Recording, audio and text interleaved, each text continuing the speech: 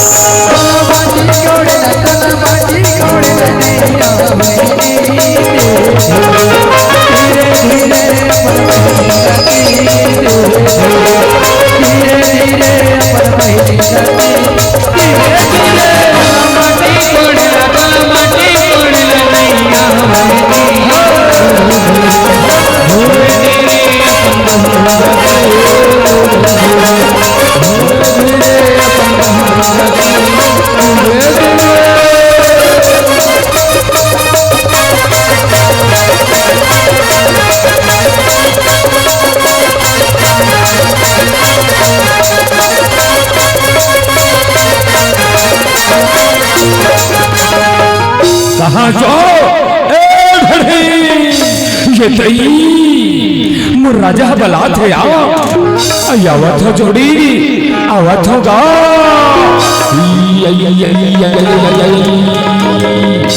ओहो तोरी हाँ निसुहाय कथो आई तो क्या हो गए कथोगा मैं कथो सब झन मिल के सुघर पर चुनमाटी लड़े आहान तो लेन वो दिल जगाओ आई बने का हाथ जोड़ी बने का हाथ गा अरे ए बाजा वाले हो हर बाजार चालू करो रे चलो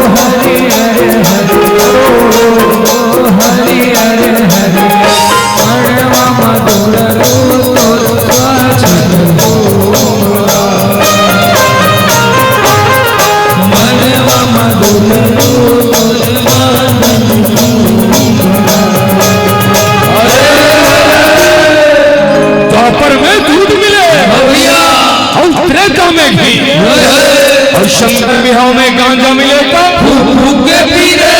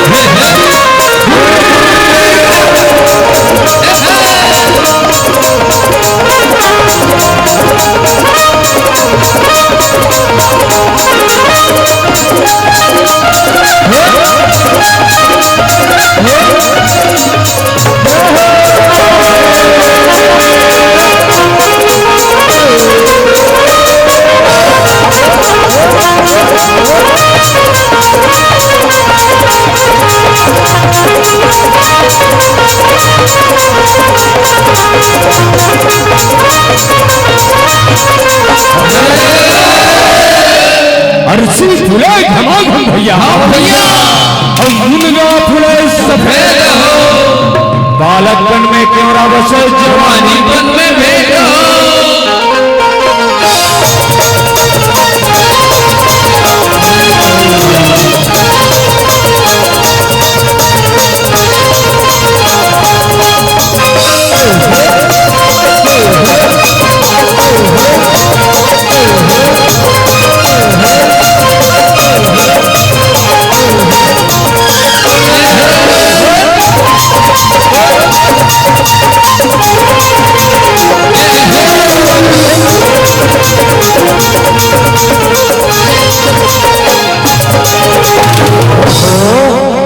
ये सब भी देखा था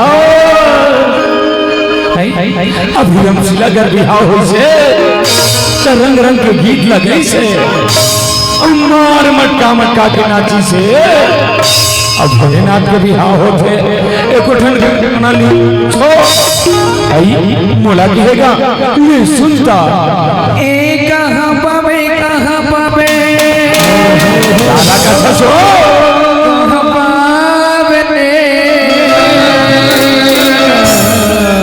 हरे लल्ली के माया राजा रे, लल्ली के माया राजा रे। कहाँ पावे कहाँ पावे कहाँ पावे रे, कहाँ पावे कहाँ पावे कहाँ पावे रे, हाय रे लल्ली के माया राजा रे, लल्ली के माया राजा रे, लल्ली के माया राजा रे, लल्ली के माया राजा रे।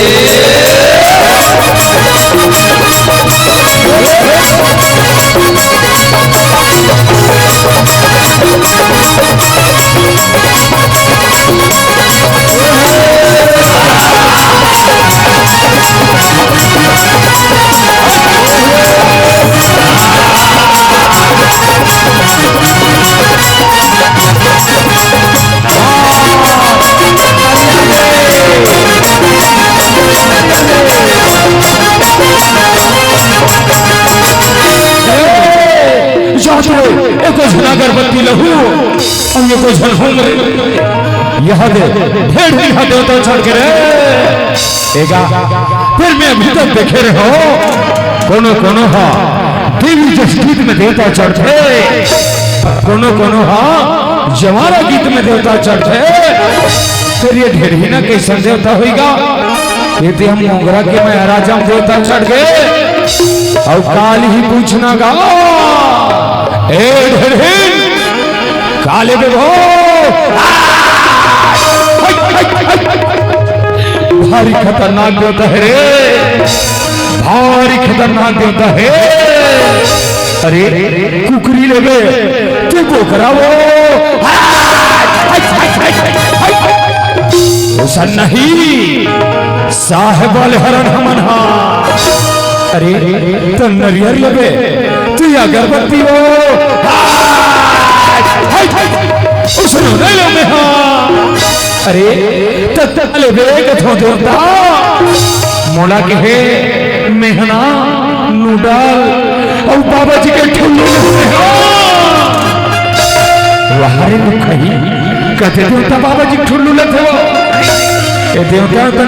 रे मजाक करा थे पूरा नचे कूदे में लपार से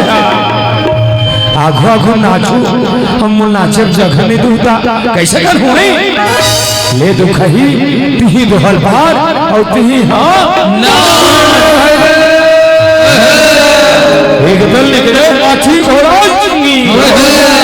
एक दल निकले एक दल निकले पद पर झांकी के चमके चारों फूट हो।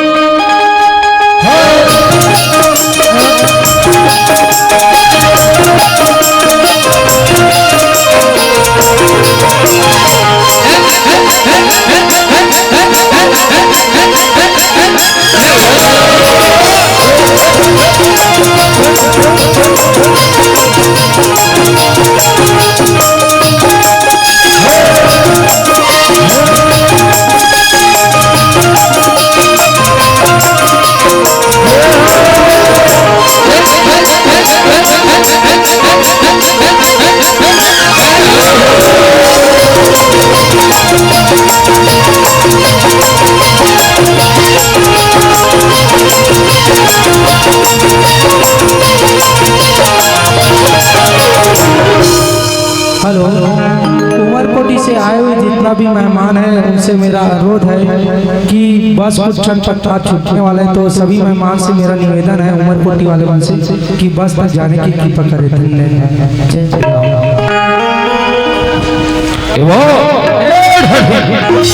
नचे छुदे मेरा बहुत हो बरतिया जाए तैयारी करने जानकर हूँ तो राजा हिमांचल के है जल्दी से जल्दी बरतिया जा हो सके के चलो भोलेनाथ ला झूठ में झुलाओ और बरतिया जा तैयार करो चलो।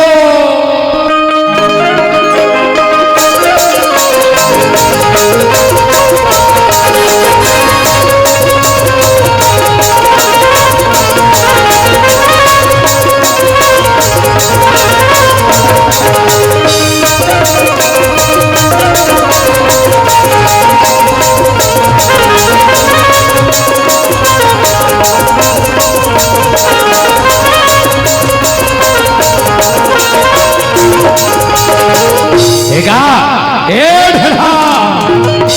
ब्रह्मा जी तो विष्णु जी हा बिहनिया के आगे हवे और ये बाजा वाले मला देखा था ये हुमन हा सुखर कले नवा नवा कपड़ा पहन के बरतिया जा तैयार हो गया हवे फिर बैला कहाएगा भोलेनाथ ला तेरे पीठ में बैठा के लेके सिरसोन बात लगे है वो अरे ए बाजा वाले हो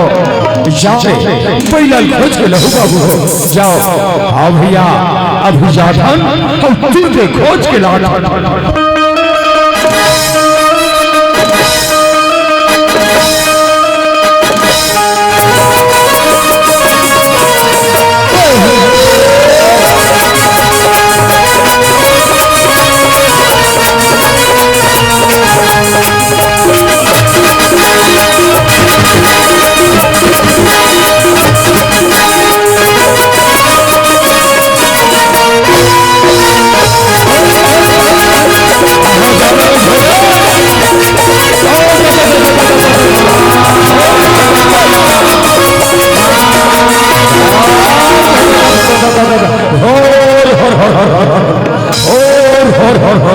भारी क्रम बैला है भारी क्रम बैला है चलो भोलेनाथ का नंदी महाराज पर बैठा रो बरतिया ढहल चलो चलो पार्वती नामी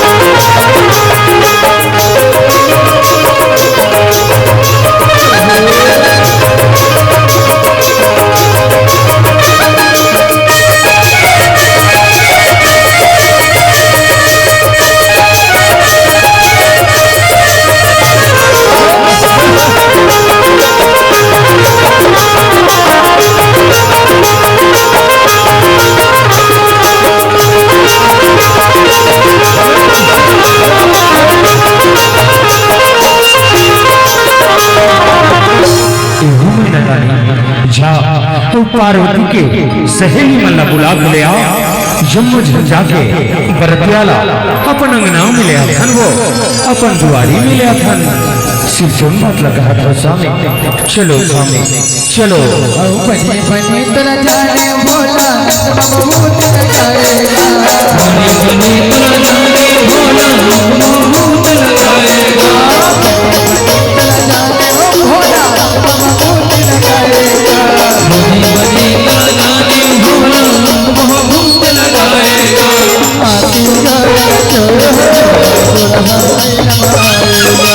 हाथी घोड़ा छोड़ के भोला बूढ़ा मैया आएगा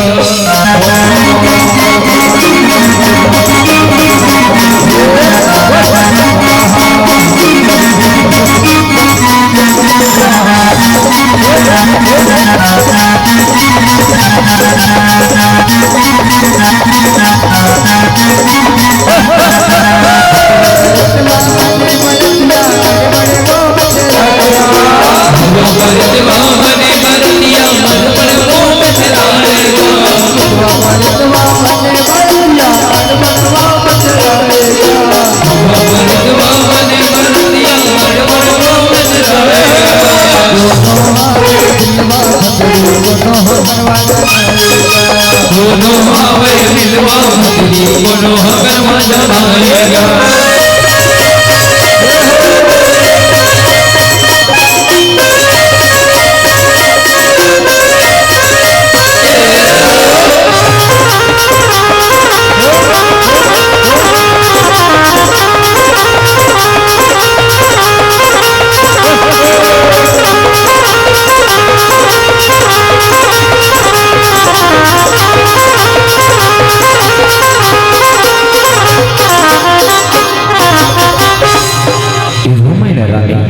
चल आजकल का सौभाग्य की बात हवे हमर बेटी पार्वती के सुघर में टीकावन हुआ थे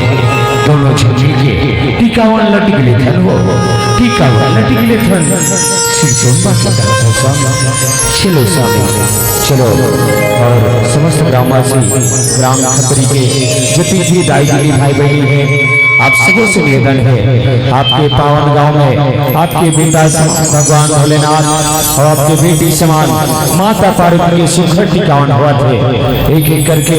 मंच में आकर के जल्दी से जल्दी टीकावन निकलवाओ आप सबों के पास 2 मिनट के समय है होकर बाद कथा आगे बढ़ाओ।